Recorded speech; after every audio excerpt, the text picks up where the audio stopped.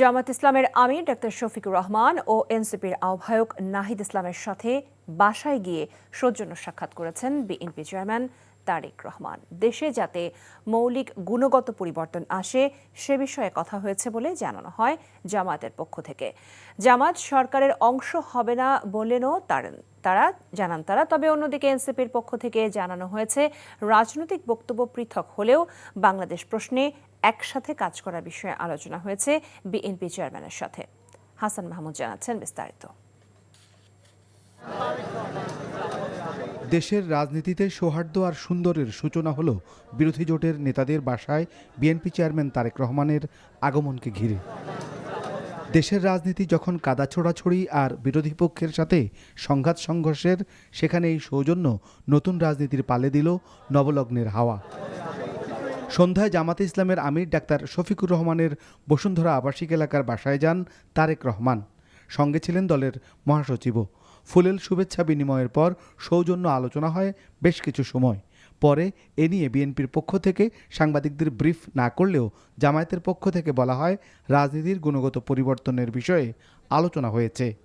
আমরা এই ব্যাপারে একমত হয়েছি যে সকলে মিলে একসাথেই একটা কনস্ট্রাকটিভ ফিউচার আমরা গ্রহণ করতে পারবো, একটি নতুন বাংলাদেশ আমরা গঠন করতে পারবো। মৌলিকভাবে আমরা এই আলোচনার একমত হয়েছি এবং নিজেদের ভিতরে মৌলিক কোনো ঝামেলা হলে আলোচনা ভিত্তিতে যাতে একটা পজিটিভ একটা সমাধান আসতে পারে সেই সব বিষয়ে আমরা আলোচনা করেছি। ল অ্যান্ড অর্ডার সিচুয়েশন, মানুষের সিকিউরিটি ইস্যুটা হচ্ছে সবচেয়ে বেশি। এই বিষয়ে যেন সরকার অত্যন্ত গুরুত্ব দিয়ে কাজ করে।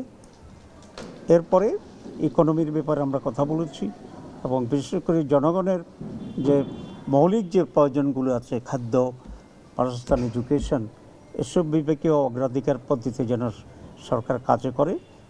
পরে তারেক রহমান যান এনসিপির আহ্বায়ক নাহিদ ইসলামের বেইলি রোডের বাসায়। সেখানে বেশ কিছু সময় কথা হয় এনসিপি নেতাদের সাথে। তারেক রহমানকে জুলাই অভ্যুত্থানের কিছু ছবিও উপহার দেন নাহিদ ইসলাম। পরে এনসিপির পক্ষ থেকে জানানো হয় দেশ বিনির্মাণে কাজ করার বিষয়ে আলোচনা হয়েছে, তবে বিএনপির মন্ত্রিসভায় যাওয়ার বিষয়ে কোনো আলোচনা হয়নি।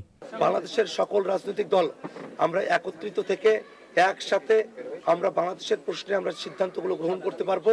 সেই ধরনের একটা পরিবেশ বাংলাদেশে অটুট থাকবে, সেটাই আমাদের প্রত্যাশার জায়গা।